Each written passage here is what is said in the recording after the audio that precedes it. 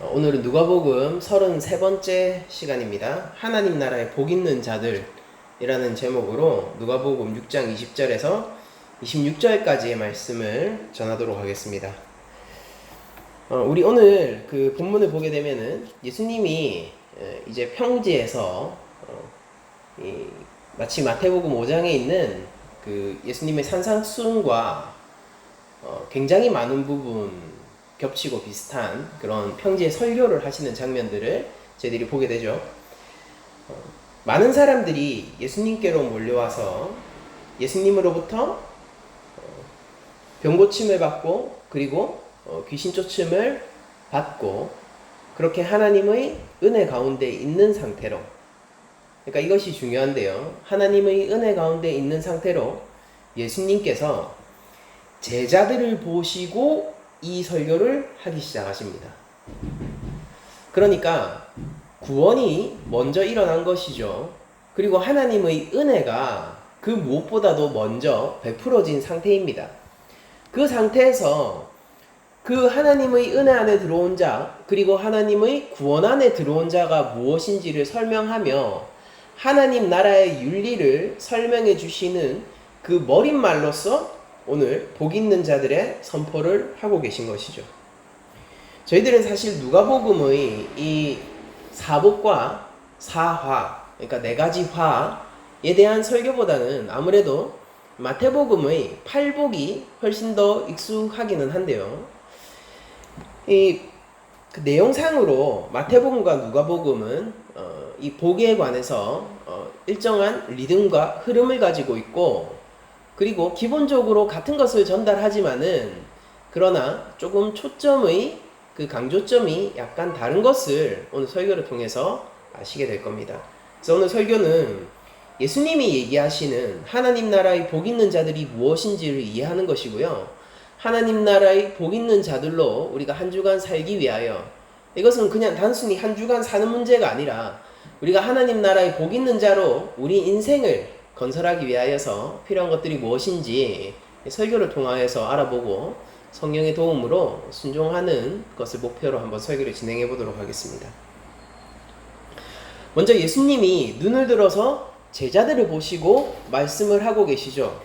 이것은 예수님이 이 설교를 하시는 대상이 바리새인이나 서기관 혹은 사두개인과 같은 그냥 특정 뭐라고 해야 될까요? 지금 예수님이 누구를 향해서 말씀하시는가가 굉장히 중요한데, 특정 어떤 당시의 종교 지도자들이나 그냥 불특정 다수의 무리들을 두고 얘기하신 것이 아니라 분명히 모든 것을 버리고 예수님을 쫓고 있는 제자들에게 말씀하셨다는 것을 분명히 보여주고 있죠. 그러니까 이것은 아무한테나 적용될 수 있는 말씀이 아니라는 겁니다. 아무한테나 적용되는 것이 아니라 예수 공동체 안에 있는 자들에게 전해지는 말씀이 바로 오늘 본문의 말씀이라는 것을 저희들이 생각을 해봐야 됩니다. 그래서 이 복에 관한 말씀을 제대로 이해할 수 있거나, 그리고 또한 실질적으로 이 복을 받을 수 있는 사람은 예수님을 믿고 하나님의 은혜 가운데 거하고 있는 사람들이지 다른 어떠한 부류의 사람들이 아니다라는 것을 먼저 저희들이 인식을 하고 시작해야겠죠. 그러니까 팔복을 내가 항상 외우고 적고 다니며 실천하려고 그렇게 애쓰는 사람이 있다고 하더라도 그가 예수님의 제자로서의 정체성을 가지지 못했다면은, 더 나아가서 이건 이 뜻이겠죠. 예수님을 구원자로 믿지 않거나 하나님의 은혜 가운데 있지 않은 상태로 그런 일들을 행한다면요, 그런 것들이 크게 의미가 없고 효과가 없는 일이 돼버릴 거예요. 왜냐면은 이 복이라는 것은 마태복음의 산상수훈에 나오는 팔복도 마찬가지예요.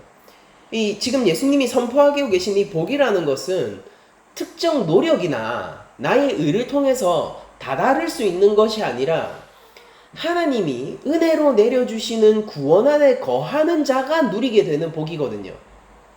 그러니까 이것이 중요합니다. 그러니까 이 팔복 설교도 마찬가지고요. 오늘의 사복 설교도 마찬가지인데, 예수님이 얘기하시는 복을 이해하기 위해서 우리들이 어디에 머물러 있는 복인가를 이해하는 것이 굉장히 중요한 것입니다. 오늘 보게 되면은 이 사복이 어떤 특정한 연쇄적인 고리를 가지고 연결되어 있다. 그리고 네 가지 화 역시 네 가지 복에 각각 상응하는 내용들로 적혀져 있죠. 그러니까 가난한 자, 그거는 부유한 자와 대비되고요. 그리고 줄인 자는 배부른 자와 대비되고요. 그리고 우는 자는 웃는 자로 대비되고, 그리고 예수님의 이름으로 말미암아 고난을 입는 자는 모든 사람들에게 칭찬을 받는 자로 대비가 되어 있죠. 이렇게 서로 각각 대비가 되어 있기 때문에 만약 네 가지 복이 이 흐름이 어떤 연쇄적인 인과관계를 가지고 흐름이 형성되어 있는 설교라면은 이 마찬가지로 이 화 역시 그에 대비되어서 연쇄적인 인과관계의 흐름을 가지고 선포되어지는 화다라고 저희들이 알 수 있게 됩니다. 그러니까 좀 쉽게 설명하자면 이런 거죠. 먼저 가난한 사람은 가난하기 때문에 줄이게 됩니다. 그리고 가난하고 줄이고 있기 때문에 애통과 슬픔이 찾아오죠. 그게 우는 자라는 뜻이거든요. 그래서 팔복에는 애통하는 자는 이라는 말로 설명이 되고 있습니다. 근데 지금 오늘 누가복음 본문에서는 지금 우는 자라고 얘기를 하고 있죠. 그러니까 가난한 자는 줄이게 되고 먹을 것이 없고요.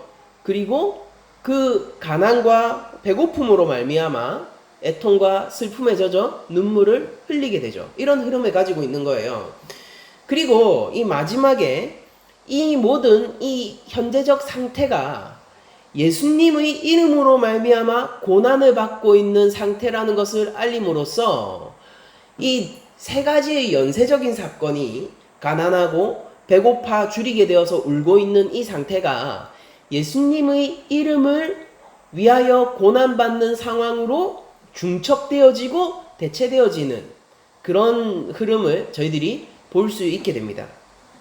그럼 반대편에 있는 건 어떨까요? 부요한 자는요, 부유하기 때문에 배가 불러요. 그쵸? 부유하기 때문에 배가 부르고, 그렇기 때문에 지금 웃음이 넘쳐납니다. 그러니까 마치 잔치, 매일매일이 파티죠. 매일매일이 잔치인 상황이에요.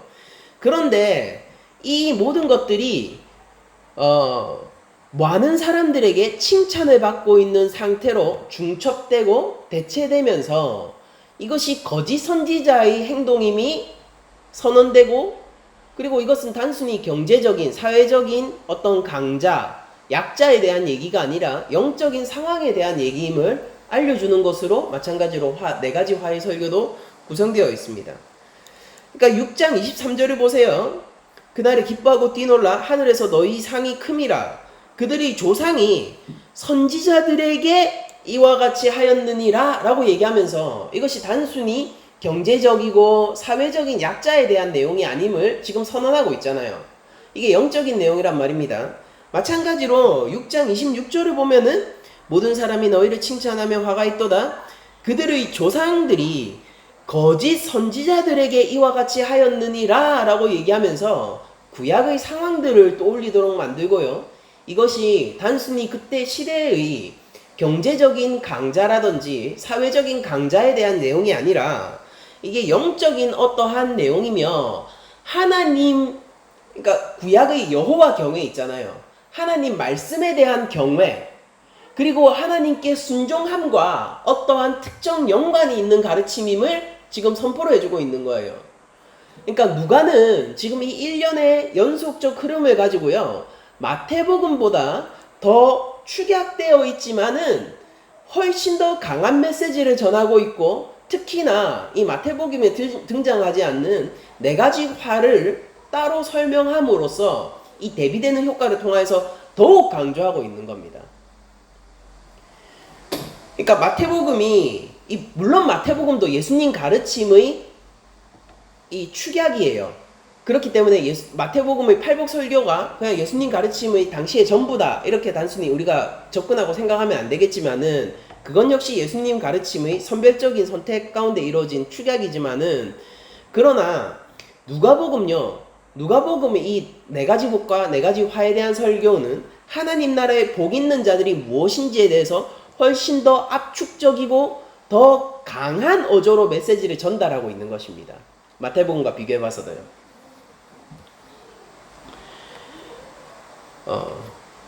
여러분들, 우리들은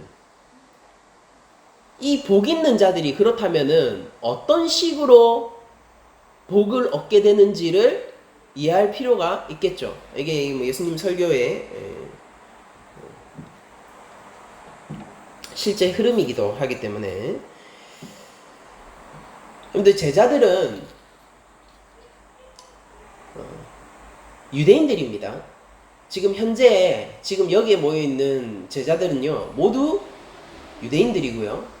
그리고 그들은 율법의 자식들이에요.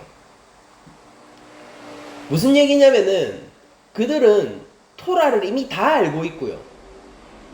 율법 체계로 이루어진 사회 속에서 살아가고 있는 사람들이에요. 그러니까 우리는 대한민국 헌법 아래에 있는 법치국가죠. 근데 당시 유대인들은 로마의 속국이었기는 하지만은, 그러나 그들 나름대로의 자치권을 인정받아 율법적인 법치주의 안에서 살아가고 있는 사람이었단 말입니다. 그러니까 우리가 먼저 이걸 이해해야 돼요. 그러니까 제자들은 율법을 잘 알고 있는 사람들이고, 실제 자신의 평생을 그런 율법으로 운영되고 있는 국가에서 살고 있는 사람들이었어요. 물론 율법이 얼마나 순수하게 지켜졌는가, 그런 것들이 얼마나 변질되지 않고 오염되지 않고 정갈하게 남아있는가, 이런 문제는 뒤로 차차 하더라도 기본적으로 제자들이 율법의 자식들이라고 얘기하는 것에는 저희들이 아무도 반론을 제기하지 못할 겁니다. 그러니까 이제 예수님이 하나님 나라의 윤리를 계속해서 선포하시게 될 텐데, 그 하나님 나라 윤리를 선포하는 것에 대한 머릿말이 이 복 있는 자에 대한 선언이거든요. 근데 그렇게 선언을 하시는데, 예수님이 그들이 모르는 것을 설명한 것이 아니에요. 그게 아니라 예수님은 율법 위에서, 그러니까 잘 생각해 보세요.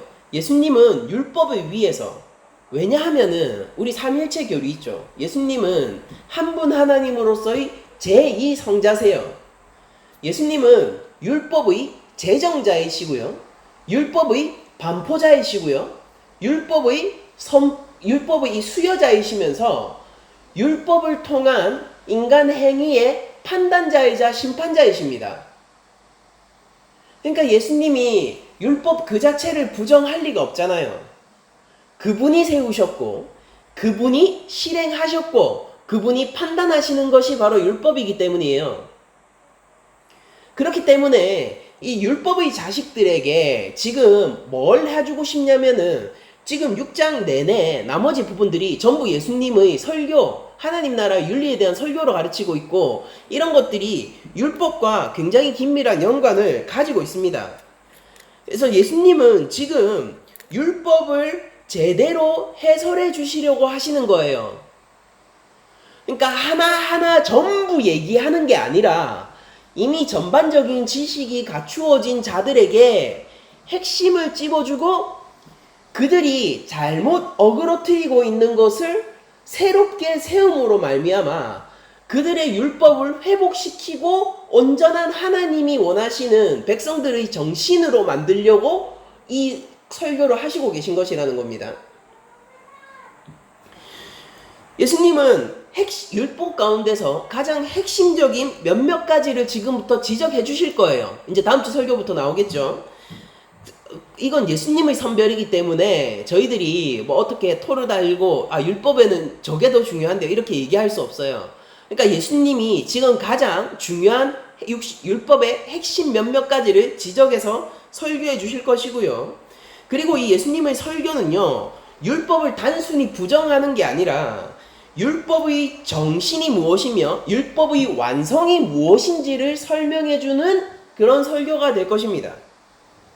그런 면에서 이제 그 이 사복과 사화 네 가지 화를 필두로 나오게 될 하나님 나라의 윤리에 대한 이 설교들은 율법의 연장선상 안에 있다라고 우리들이 얘기할 수 있어요.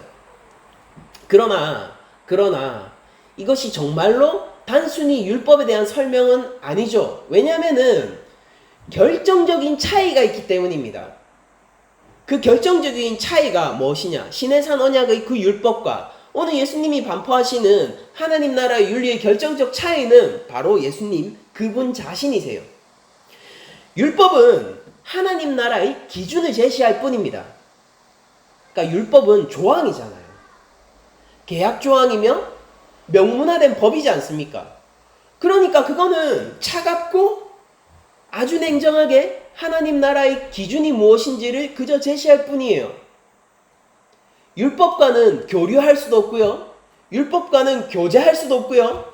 그저 그 글자, 선포되어진 그 글과 그 차가운 기준을 보면서 어떻게든 내가 해결할 수밖에 없는 것입니다. 그렇지만은 예수님은 달라요. 지금 하나님 나라의 윤리를 선포하게 될, 즉 참 율법의 완성자가 예수님이시죠. 참 율법을 전달해 주시는 예수님은 하나님 나라의 주인이세요. 그리고 이분은 차가운 명제화된 명문화된 글자가 아니라 실제 제자들을 불러 모으시는 분이고 제자들을 하나님 나라에 인도해 주시는 인격적인 존재입니다. 바로 이 예수님의 있고 없음의 이 차이가 율법과 산상수훈 그리고 오늘 이 평지 설교의 결정적인 차이를 만드는 구분점입니다. 그래서 이것은 지금 오늘 사복도 마찬가지예요. 이 사복 이후로 나오게 될 예수님의 설교 전체는 율법 어떤 측면에서는 율법의 연장선상 안에 있지만은 그래서 율법의 정신의 완성이고 참 율법의 선포이지만은 그러나 또 다른 측면에서는요 이전 율법을 폐기하는 것이고 이전과는 완전히 다른 새로운 율법을 선포하는 것이기도 한 거예요. 그러니까 이 두 가지 면이 동시에 존재하고 있는 것이 예수님의 이 평지 설교다라고 저희들이 이해할 수 있겠죠.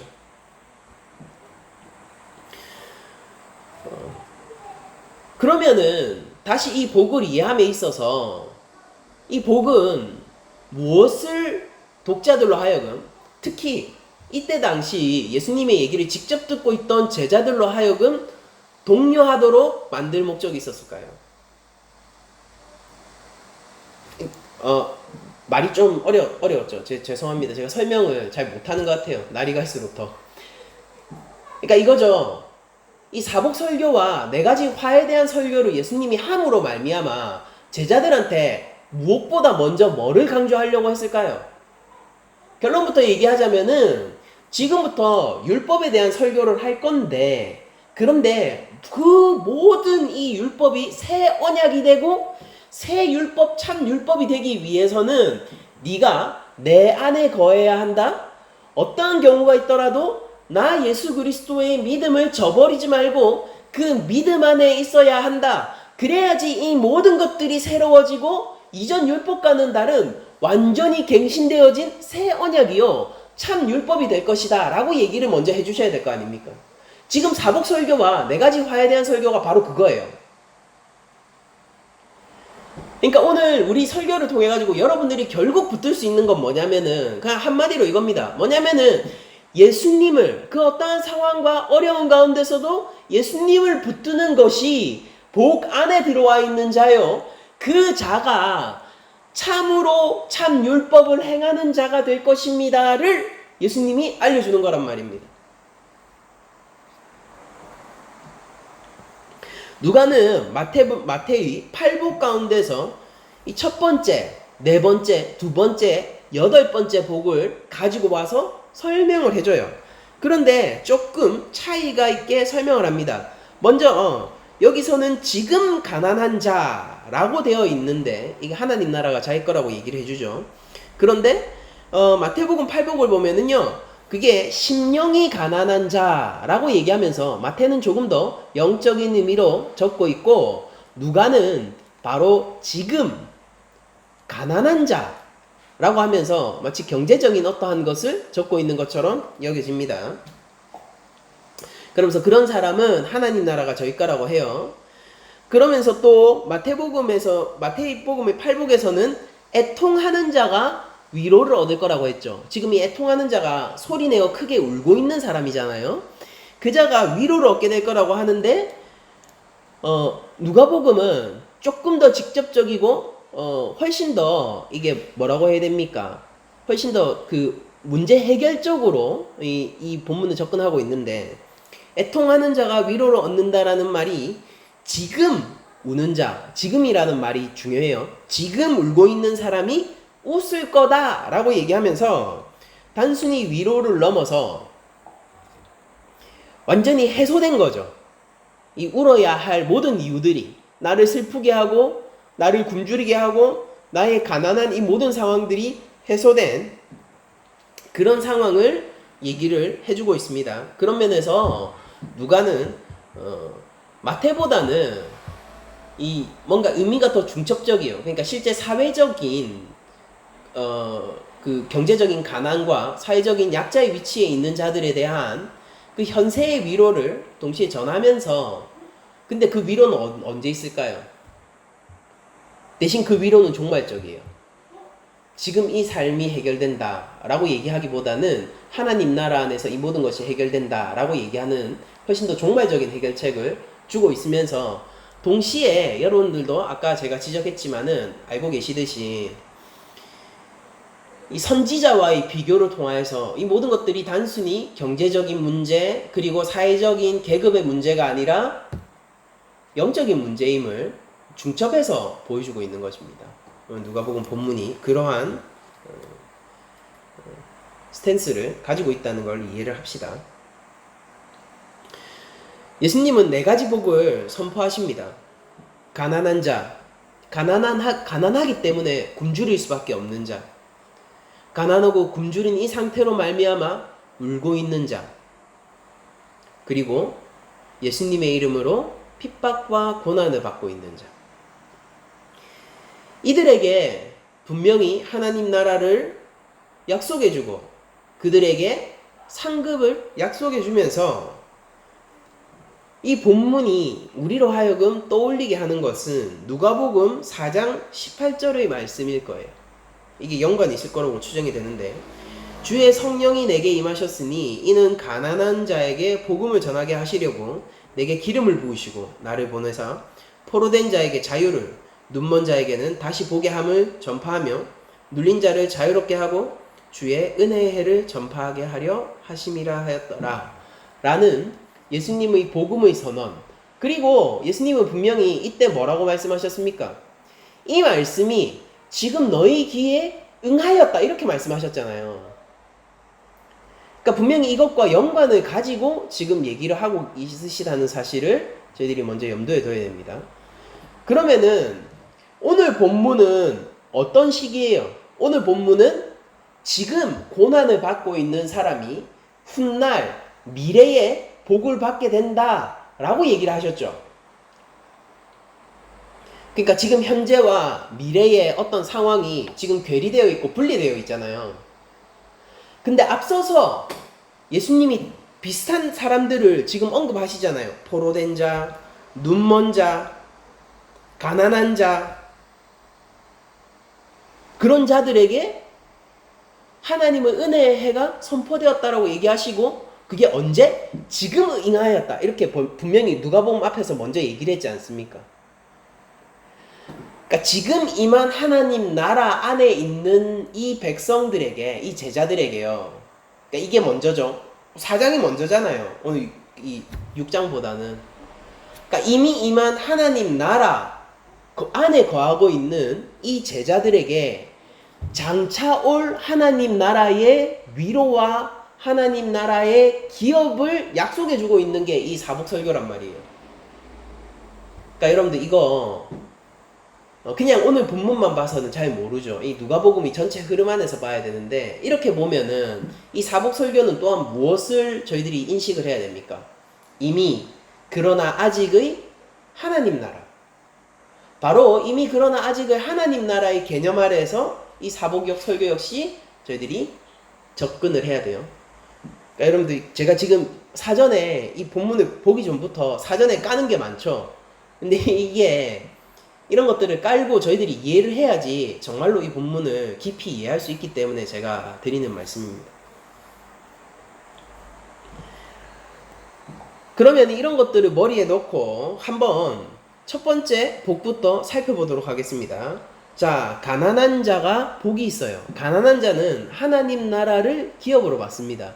이것은 분명히 가난한 자가 복음을 접하기 쉽고 복음 가운데 반응하기 쉬울 것이다. 그러니까 이거 제가 경제적인 가난을 얘기하는 거예요. 그런 자가 복음에 더욱더 반응하기 쉽다라는 것을 이야기하면서 동시에 이 가난한 자는요, 구약적 개념의 가난한 자를 품고 있는 개념이기도 해요. 구약 안에서 가난한 자는 어떤 사람일까요? 이 굉장히 많은 부분에서 저희들이 발견되기 때문에 제가 대표적인 딱 하나만 가지고 왔습니다. 자, 시편 14편 14편 6절을 보면요, 이런 얘기가 나와요. 제가 5절부터 읽어드릴게요. 14편 5절. 그러나 거기서 그들은 두려워하였으니 하나님이 의인의 세대에 계심이로다. 너희가 가난한 자의 계획을 부끄럽게 하나 오직 여호와는 그의 피난처가 되시도다 라고 얘기를 하고 있어요. 그러니까 여기서 나오는 가난한 자는 누구냐면요, 실제 경제적으로 가난하다라는 의미보다는 죄악을 행하고 악인들의 모략과 핍박 속에서 고통을 당하고 있지만은 하나님에 대한 믿음을 저버리지 않고요, 하나님을 도움을 구하고 하나님의 도움이 확실히 올 것을 믿음으로 알며 계속해서 하나님 앞에 신원하는 자를 얘기하는 겁니다. 이게 가난한 자예요. 그리고 마태복음이 얘기하고 있는 팔복에서 심령이 가난한 자가 바로 이런 자를 이야기하고 있는 거예요. 그러니까 이건 영적인 의미이죠. 구약에서 가난한 자는 하나님의 도움을 의지하고 구하는 자인 거예요. 대적들의 방해와 대적들의 고난 가운데서도 하나님께 신원하는 것을 멈추지 않는 자이고 하나님의 구원에 대한 확신을 가지고 있는 자예요. 그게 바로 구약이 얘기하고 있는 가난한 자입니다.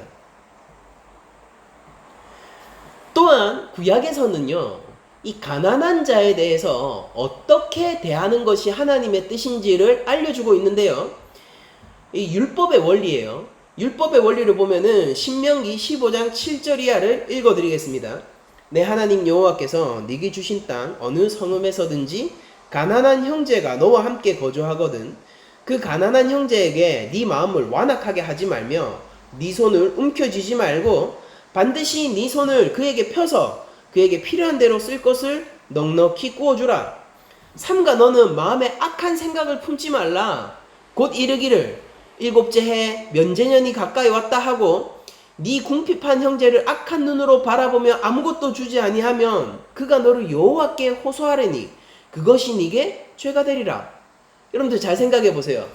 하나님이 지금 가난한 자에게 어떻게 대하는 게 참된 하나님의 뜻이라고 얘기합니까? 물론 하나님은 이 얘기하시고 권면하신 대로 행하시겠죠? 하나님의 백성은 가난한 자, 지금 가난한 자에게요, 즉시 도움의 손길을 뻗어야 돼요. 아, 이제 면제년이 가까워서 그때가 되면은 해결될 거니까 조금만 참아 라고 얘기하잖아요.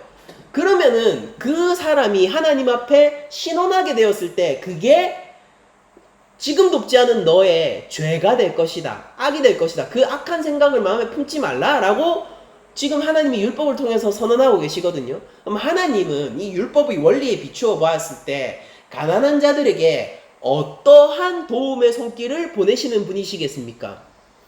즉시 도움을 보내시는 분이 여호와 하나님이란 말입니다. 그게 하나님의 뜻인데 하나님이 실제 그렇게 하시니까 그것을 백성들에게 요구하시는 거잖아요. 그러면서 그 가난한 자가 경제적으로, 이건 실제 율법은 경제적으로 그 약자를 얘기하는 거예요. 경제적 약자에게 줄 때는 어떻게 줘야 되느냐. 계속 읽어드리겠습니다. 너는 반드시 그에게 줄 것이요 줄 때에는 아끼는 마음을 품지 말 것이니라. 이로 말미암아 내 하나님 여호와께서 네가 하는 모든 일과 네 손이 닿는 모든 일에 너에게 복을 주시리라. 땅에는 언제든지 가난한 자가 그치지 아니하겠으므로 내가 내게 명령하여 이르노니 너는 반드시 네 땅 안에 네 형제 중 곤란한 자와 궁핍한 자에게 네 손을 펼치니라. 백성에게 뭘 요구하셨습니까? 아끼지 말고 내가 너한테 복 줄 테니까 내가 이거를 지금 주고 나면은 내 미래가 어떻게 되지? 그거 생각하지 말고 아끼지 말고 줘라. 내가 너한테 복을 줄게. 가난한 자는 없어지지 않을 거야. 그러니 늘 그들을 향하여 눈길을 주고 손을 내밀어라. 그러니까 하나님은 그럼 어떻게 하시겠다는 거예요? 가난한 자에게. 하나님은 어떻게 하시고 계신 겁니까? 가난한 자를 향하여서 눈길을 주고 계세요. 손을 내밀고 계신 것입니다. 그리고 아끼지 않고 넉넉하게 손을 펴 내어주시는 분이 하나님이시겠죠? 이 율법의 원리를 비추어 봤을 때. 좋아요. 이것을 영적인 의미로 한번 상승시켜 봅시다. 율법은 가난한 자에게 구제의 손길을 펼치는 것이 하나님의 뜻이라고 얘기를 하고 있어요.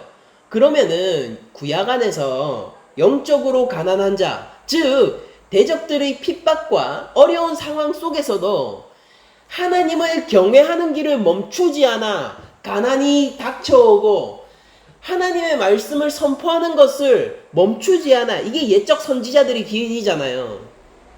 하나님의 말씀을 얘기하는 것을 멈추지 않아 백성들로부터 쫓겨나가고 집 한 채 없이 움막 안에서 지내야 하고 동굴 속에서 지내야 하고 먹을 것이 없어서 까마귀가 음식을 가져다 주기를 기다려야 하는 그 자들에게 하나님이 어떻게 하신다고요?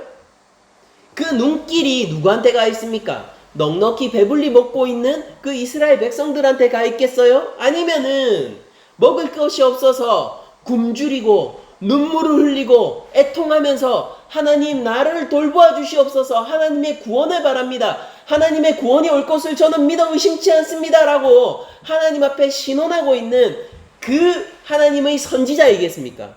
눈길이 향하는 곳은 하나님의 선지자들인 거예요. 그럼 그 하나님의 눈길이 선지자들에게 머물면은 하나님은 즉시 도우시고 넉넉히 도우시고 충분한 손을 펼쳐 내밀어 주신다라는 겁니다. 첫 번째 복이 무엇을 의미하냐면요, 바로 이 하나님의 가난한 자의 향한 뜻이 이루어지고 있는 현장이라고 얘기를 할 수가 있어요. 어떠한 어려움 속에서도 하나님의 도우심을 잊지 않고 구하며 신원하는 자는요, 하나님 나라가 저희 것입니다. 하나님 나라가 저희 것이라고요. 그리고 이 본문이 제가 어떻게 봐야 된다고 그랬습니까? 이미 그러나 아직의 하나님 나라의 원리 가운데서 봐야 된다라고 했죠. 본문은 분명히 이렇게 얘기하고 있어요. 너희가 마치 하나님 나라를 미래에 받을 것처럼 말이에요. 그 말은 맞아요. 그렇지만 예수 그리스도 안에 믿음으로 거하는 자, 하나님의 은혜를 받고 있는 그 자는 말입니다, 이미 하나님 나라를 받은 것입니다. 그래서 하나님 나라가 너희 것임이요 라고 되어 있는 이 말이 현재 시제로 적혀 있어요. 헬라어를 보면 가난한 자는 복이 있어요. 하나님 나라가 지금 나의 것입니다.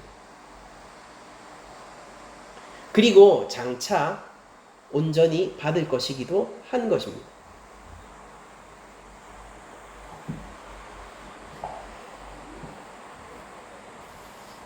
그러면은 하나님 나라의 복이라는 것은 무엇인지 한번 살펴보죠. 하나님 나라의 복은요, 지금 좀 돌려 얘기하자면은 지금 내가 어떠한 어려움과 상황 가운데 있더라도 하나님의 도우심과 하나님의 구원을 잊지 않고 하나님께서 신원할 수 있는 그 자체가 하나님의 복이기도 하겠죠. 그러니까 하나님 나라의 백성은 바로 그러한 태도를 지니고 있고, 이것이 바로 제자의 길입니다. 두 번째로 줄인 자가 나오지요. 이것은 구약 안에서 경건하지만 가난한 자를 주로 지칭하는 언어예요. 잘 생각해 보세요. 내가 가난하면은 먹을 것이 없기 때문에 굶을 수밖에 없어요. 그런데 이 가난한 자는 무엇 때문에 가난했습니까? 왜 가난했냐면은 여호와 경외의 길 위에 있어서 가난했잖아요. 타협하지 않았던 것이죠. 하나님을 향한 믿음을, 구원을 잃어버린 적이 없는 사람이에요. 그래서 가난해요. 그러니까 굶주리게 되는 겁니다. 이게 연쇄적인 반응이라는 거예요. 그렇게 굶주리는 자는요, 여호와 경외의 길 위에 있기 때문에, 제가 지금은 계속 네 번째 복하기 전까지는 구약적 개념으로 계속 설교를 해드릴 거예요. 여호와 경외의 길 위에 있기 때문에 경건하지만은 그러나 그것 때문에 고난을 받을 수밖에 없고 굶주릴 수밖에 없는 자입니다. 그런데 그 줄인 자는 복이 있는 사람이에요. 왜냐하면은 그들이 배부름을 얻을 것이기 때문입니다. 어떻게 배불러지나요? 저희들은 여호와 경외, 여호와를 예배하기 위해서 먼 여행을 떠났던 옛 이스라엘 백성들을 이미 알고 있어요. 그들이 누구였나요? 바로 애굽에서 이제 막 튀어나와 광야 생활을 시작했던 출애굽 백성들이 바로 그러했죠. 그들이 여호와께 제사를 드리기 위하여, 여호와 앞에 예배를 드리기 위하여서 바로에게 우리가 나가게 해달라, 이게 모세의 요청이었습니다. 예배하기 위하여, 제사 드리기 위하여 나가게 해달라, 그게 모세의 요청이었어요.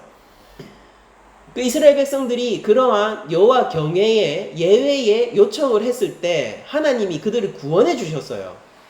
구원해 주시고 그들이 당도한 곳이 어디냐면은 아무것도 없는 광야입니다. 먹을 것이 없어요. 마실 것도 없습니다. 그 가운데서 그들이 결국 어떠하여졌습니까? 하늘에서 쏟아지는 하나님이 직접 주신 만나로 배불리 먹고 살게 되지 않습니까?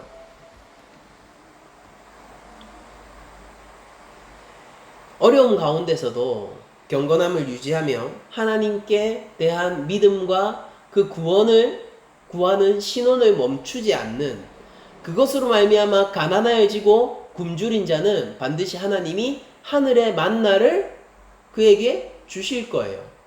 그리고 잘 생각해 보세요. 그 하늘의 만나가 우리는 무엇으로 알고 있습니까? 빵으로 알고 있어요? 떡으로 알고 있습니까? 우리가 알고 있는 것은 바로 예수 그리스도지 않습니까?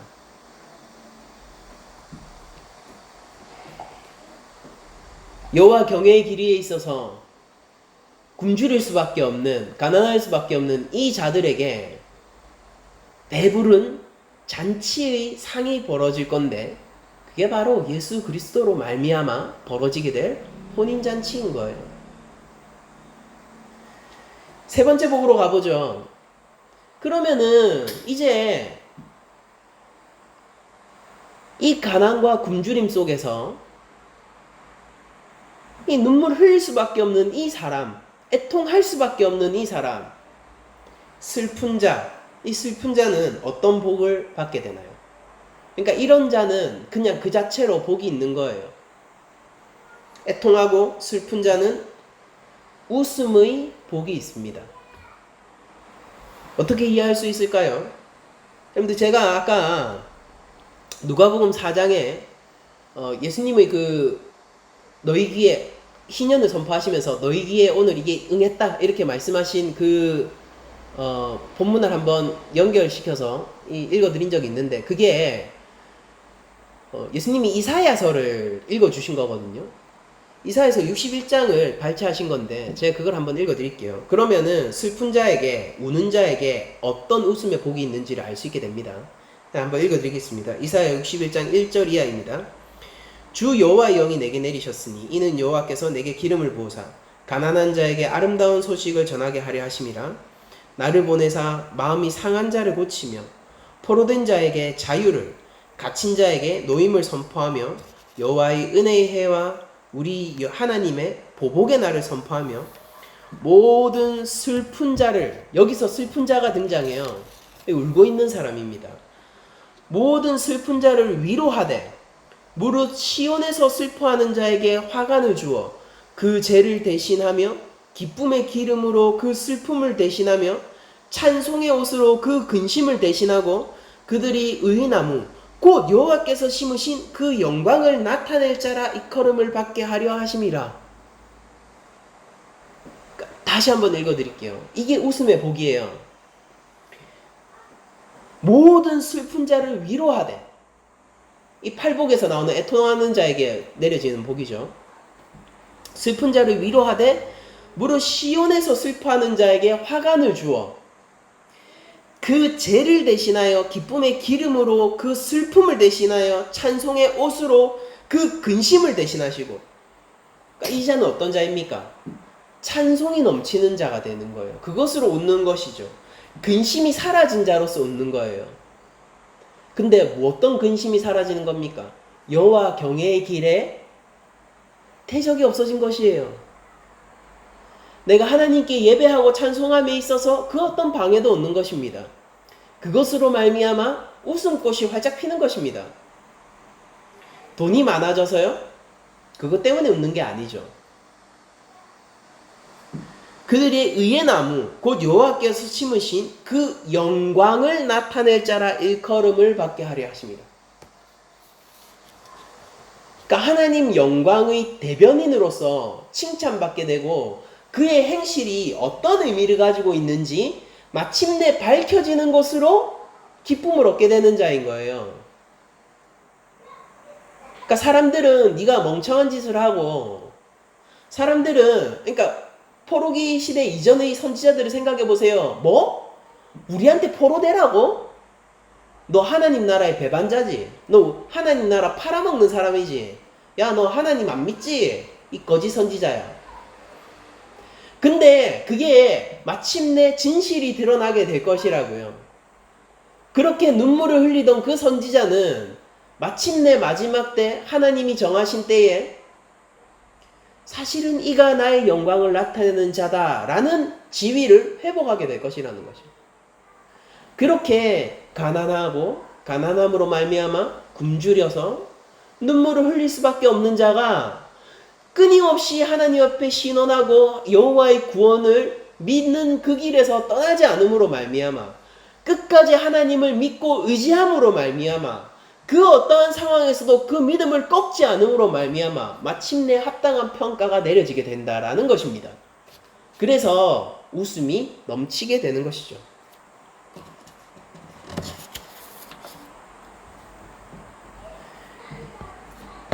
그리고 이것은 지금 당장 있는 일이라기보다는 종말적인 기쁨에 더 가까운 것입니다.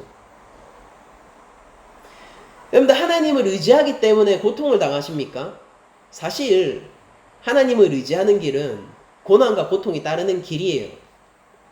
왜냐하면은 세상의 길과 하나님의 길이 다르기 때문에 마찰을 일으킬 수밖에 없어요. 그렇지만 여러분들 그 고통과 고난과 눈물은요 마침내 종말적인 기쁨으로 바뀌게 될 것입니다. 하나님이 그것을 칭찬해 주실 것이고 그 모든 것들을 정당한 평가를 통하여서 상급으로 바꿔주실 것이기 때문이에요. 여러분들 이제 마지막 네 번째 복으로 한번 가보도록 하죠. 지금까지 구약적인 범주 안에서 계속 설교를 해왔지만은 이제 예수 그리스도 안에서 신약적인 무드로 드디어 네 번째 복에서 바뀝니다. 한번 읽어드리죠. 6장 22절 인자로 말미암아, 이게 바로 예수님 스스로를 가리키고 있는 말씀이시죠. 인자로 말미암아 사람들이 너희를 미워하며 멀리하고 욕하고 너희 이름을 악하다 하여 버릴 때에는 너희에게 복이 있도다. 여러분들 잘 보세요. 지금 구약의 선지자의 길들이 있잖아요. 여호와의 경외의 길을 가고 하나님께 대한 구원을 잊지 않고 하나님 앞에 어떠한 고난 가운데서도 믿음으로 신원하던 그 자들의 길이 제자의 길로 바뀌고 있습니다. 구약의 수많은 선지자들이 걷었던 그 길이 예수 그리스도 제자의 길인 거예요. 여호와 하나님의 그 경외함을 가지고 이 세상 가운데서도 하나님에 대한 예배를 멈추지 않았던 그 자들이 바로 예수 그리스도의 제자의 길인 거예요. 아브라함은 그러므로 예수 그리스도의 제자였습니까? 저는 그러하다라고 선포할 수 있어요. 모세는 어떤가요? 다윗은 어떤가요? 제가 얘기하는 모든 사람들이 예수님 이전의 사람들이에요. 엘리야는 어떤가요? 엘리사는 어떤가요? 이사야는 어떤가요? 모두 예수 그리스도의 제자인 거예요. 바로 예수 그리스도의 제자의 길 가운데서도 훌륭히 주님 안에 있는 복을 쟁취하고 주님 안에 있는 복을 놓지 않고 믿음으로 끝까지 그 길을 걷어서 마침내 종말적인 복을 받은 사람들의 이름입니다.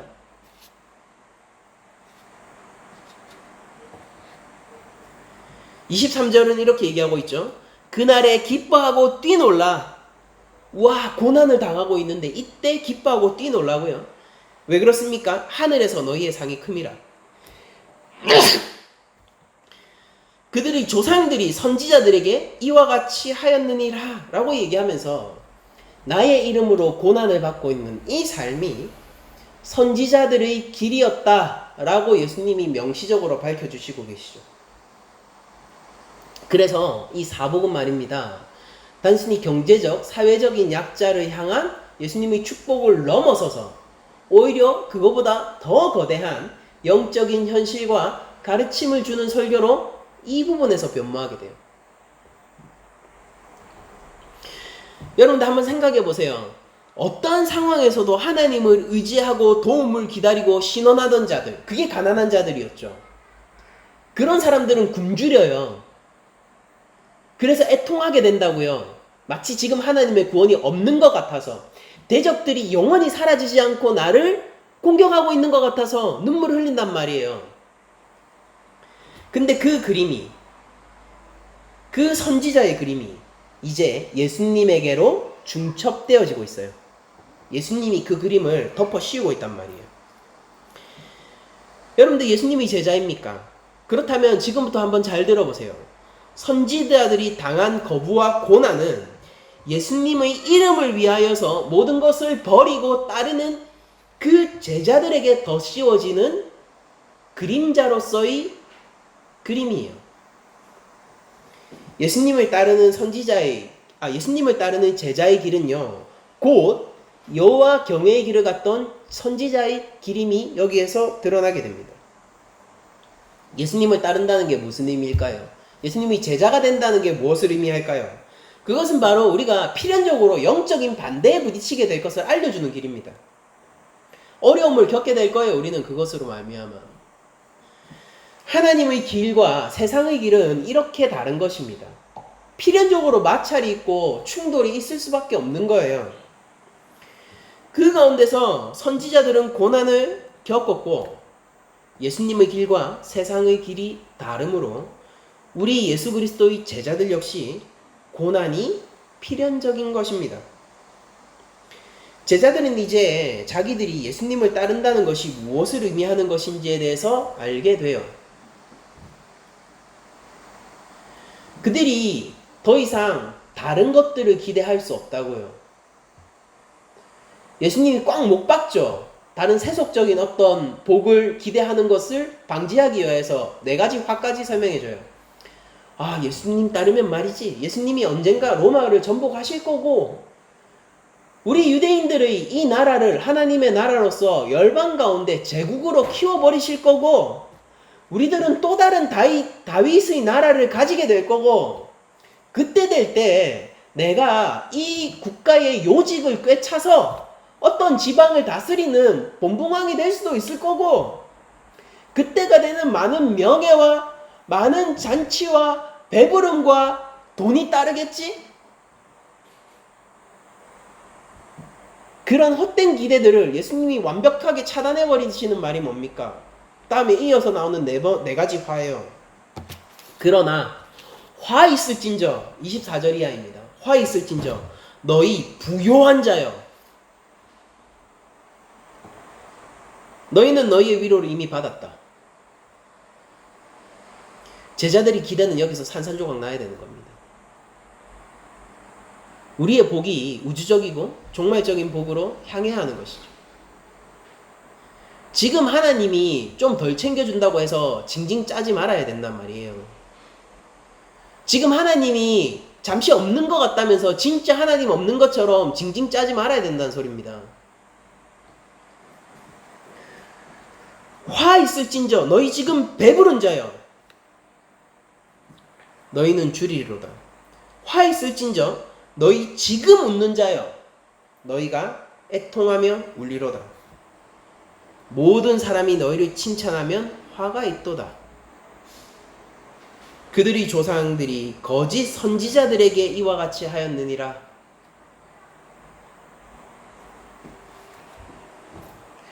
제자들이 헛된 기대는 예수님의 가르침 앞에서 모두 산산조각이 납니다. 그리고 조금 더 생각해보죠. 부요한 자라는 것은 무엇입니까? 예수 그리스도의 그 이름을 위하여서 여호와의 경외의 길을 위하여서 가난함을 감수하지 않는 사람이에요.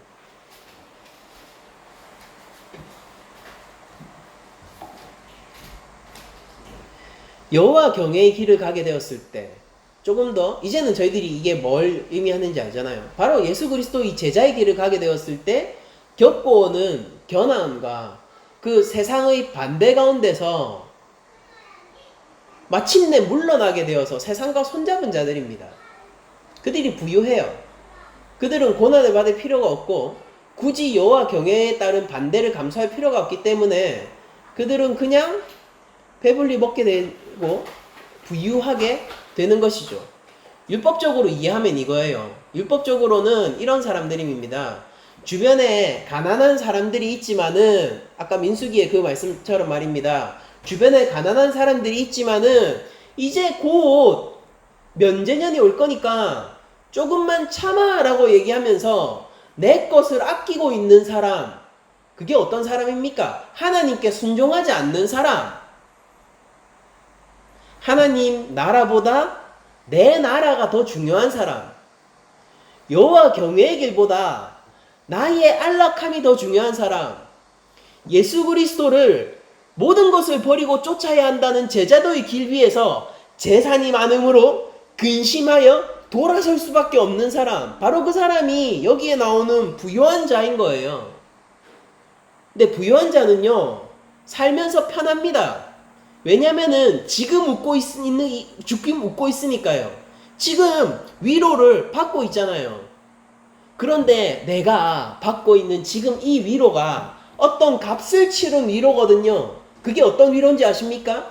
하나님이 나에게 해주실 그 위로라는 값을 치러내고 지금 현재 사람들로부터 위로를 받고 있는 삶이거든요.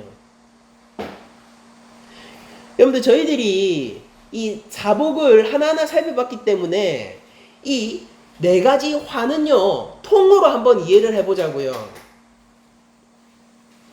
화가 있는 사람이 누구입니까? 위로를 이미 받은 그 자가 누구입니까? 하나님의 순종의 길에서 벗어나 여호와 경외의 길에서 벗어나 예수 그리스도를 도무지 모든 것을 버리고 따를 수가 없어. 내 모든 삶의 영역을 예수 그리스도께로 집중하는 것을 도저히 할 수가 없어서 그냥 세상의 길에 들어선 자, 그 자들은 세상 가운데서 부요할 것이고 그리고 거기에서 많은 것을 먹게 될 것입니다. 그래서 하나님이 주시는 만나는 못 먹을 거예요. 영적으로 굶주리게 될 겁니다. 그리고 웃고 있는 사람, 지금 그것으로 말미암아 만족하고 즐거워하고 매일매일 잔치인 자는요, 어린 양의 혼인잔치에서 제외될 거예요. 그때는 그가 애통하게 될 것입니다. 하나님으로부터 칭찬을 받는 것, 예수 그리스도로부터 칭찬을 받는 것을 좋아하지 않고 사람들로부터 칭찬받는 것을 좋아하는 자는 예수 그리스도의 이름으로 말미암아 고난받는 삶을 싫어하고 굳이 그렇게 사느니 조금만 벗어나면 사람들로부터 칭찬받을 수 있으니까 그 삶을 살겠다라고 결정하는 자는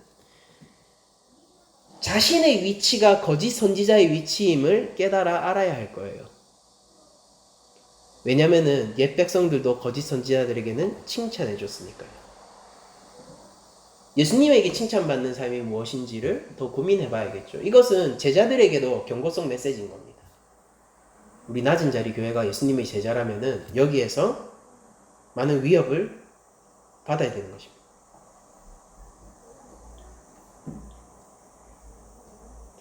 예수님을 따르는 길은요, 여기서 분명하게 보여지죠. 예수님을 따르는 길은요, 사람들의 칭찬을 값으로 치러내고 가는 길이에요. 예수님을 따르는 길은요, 이 세상에서 많은 것들로 부유하지 않기로 결정한 길인 것입니다. 우리가 굳이 하나님의 말씀으로 살지 않아도 세상은 우리에게 많은 정신적인 풍요를 줘요. 그렇지 않습니까? 철학과 인문학과 과학과 우리의 정신을 풍요롭게 할 수많은 취미생활들을 한번 보세요. 하나님의 말씀을 따르지 않아도 지금 우리들은 풍요롭게 살 수 있거든요. 그리고 하나님의 말씀을 따라서 내가 가진 것을 가난한 자들에게 아낌없이 손을 펴는 삶을 따르지 않으면은 그만큼 저축이 되고요. 그만큼 투자할 것들이 많아지고요. 그만큼 부의 재생산의 기회가 늘어나게 됩니다. 그런 거 아니에요? 내가 가진 자원이 한정적인데 남을 위해서 쓰고 나면은 나한테 남는 게 뭐가 있어요? 그러니까 지금 이 세상에서 현명하게 사는 방법이 뭔지를 우리가 잘 생각해 보자고요. 여러분들 하나님 안 믿으면요 그렇게 사시는 편이 더 현명해요. 근데 우리가 하나님을 믿기 때문에, 우리가 예수 그리스도의 제자이기 때문에 주님의 명령을 따라 이 땅에서 보상받지 못할 그 일들을 행하고 이 땅에 우리 정신을 배불리 먹이는 것들을 먹지 않고 하나님 말씀을 먹기로 작정했지 않습니까? 이게 허망한 일인가요? 이게 의미가 없고 가치가 없는 일인가요? 아니요. 예수님의 이 사복 설교는 우리에게 오히려 이것을 보여줍니다. 그것이야말로 유일하게 영혼 가운데 남을 가치이며, 그것이야말로 영혼 가운데서 나의 칭찬을 받을 행위이며, 그것이야말로 이 하나님의 구원 안에 들어와 하나님의 은혜 안에 머무르는 자의 표지이다 라고 얘기를 해준단 말이에요.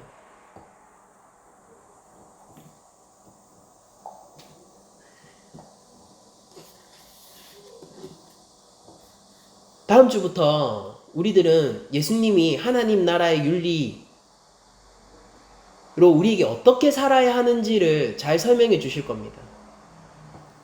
우리는 율법에 대한 풍부한 이해와 율법에 대한 풍부한 지식이 있으면 있을수록 이 설교들이 더 깊게 느껴지게 될 거예요.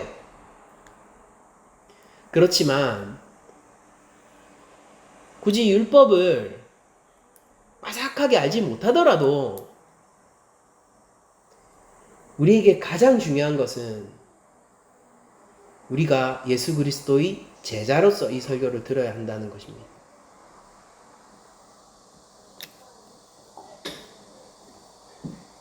하나님 나라의 윤리를 실천하면서 사는 삶은요, 우리한테 많은 것들을 선택하게 하고 또한 포기하게 만드는 삶일 거예요. 여호와 경외의 길과 재물을 섬기는 길은 동시에 있을 수 없죠. 두 주인을 섬길 수 없느니라 라는 예수님의 가르침을 떠올려 보세요. 하나를 선택하면 하나를 포기할 수밖에 없고, 반대를 선택하면 또 반대를 포기할 수밖에 없는 거예요. 우리가 예수 그리스도의 제자의 길을 선택하게 되었을 때 우리들은요 가난할 것이고, 영적인 의미에서요 우리는 가난할 것이고 반대자의 반대에 부딪힐 것이고요, 눈물을 흘리게 될 것이고 굶주리게 될 거예요. 주님의 이름을 그리고 주의 영광을 위해서 살려고 할수록 더 많은 어려움이 닥쳐오게 될 것입니다. 그러나 우리가 기꺼이 그것을 오히려 가벼운 값으로 치부하며 더 나아가 오히려 그 자체를 복으로 인정하며 예수 그리스도를 붙들고 잡게 될 때 우리들은 하나님 나라의 위로와 하나님이 직접 건네주시는 그 구제의 손길과 우리의 신원이 하나님의 응답으로 대응되어지는 놀라운 경험을 하게 될 겁니다. 오늘 설교 제목이 이거죠. 하나님 나라의 복 있는 자들. 저는 저희 낮은 자리 교회가 하나님 나라의 복 있는 자들이기를 간절히 원해 바래 말하지 않고, 그리고 저 역시 하나님 나라의 복 있는 자가 그 누구보다도 큰 복 안에 있는 자가 되기를 간구하며 기도합니다.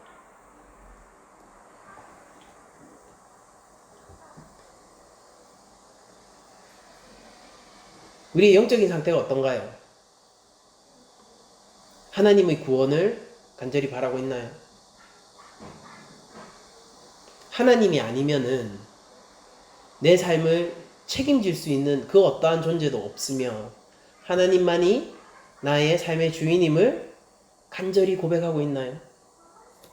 이 가난한 자예요. 하나님 말씀을 따라 살고 있나요? 하나님 말씀을 따라서 살고 그렇게 살기로 결단하고 실제 살아갈 때 부딪히는 수많은 반대와 유혹들 속에서도요.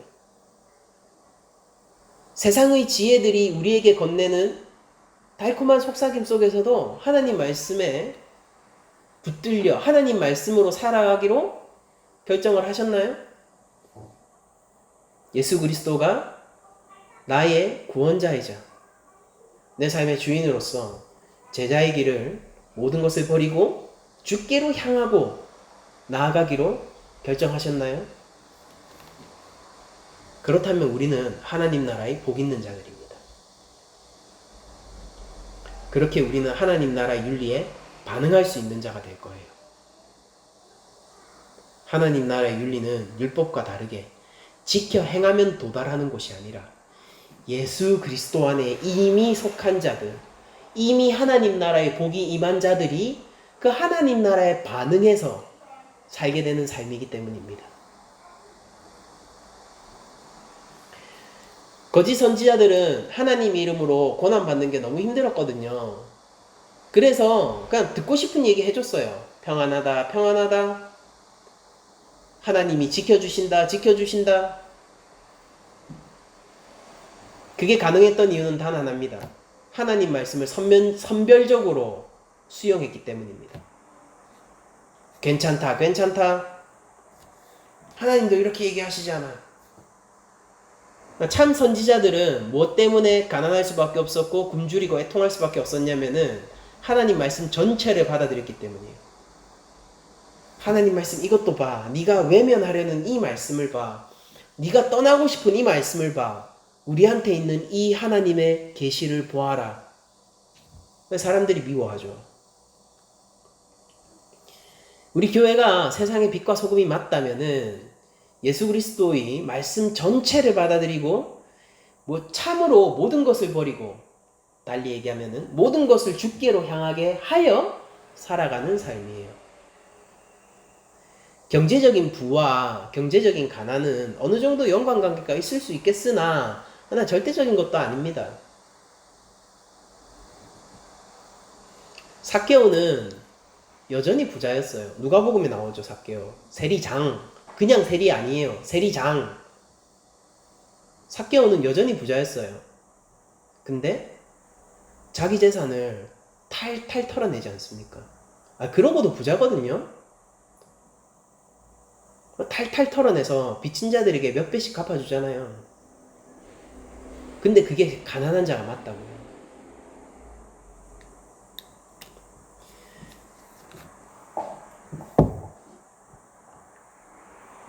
우리는 주님 없이 안 되는 자로서 우리의 평생을 살아가야 되는 거예요.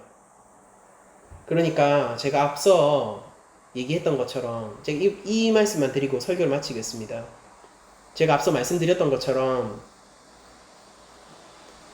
아무리 어려운 상황 속에서도 하나님의 구원을 믿고 하나님께 신원하는 것을 멈추지 않았던 자들이 구약의 거룩한 자요, 경건한 자요, 가난한 자였던 것처럼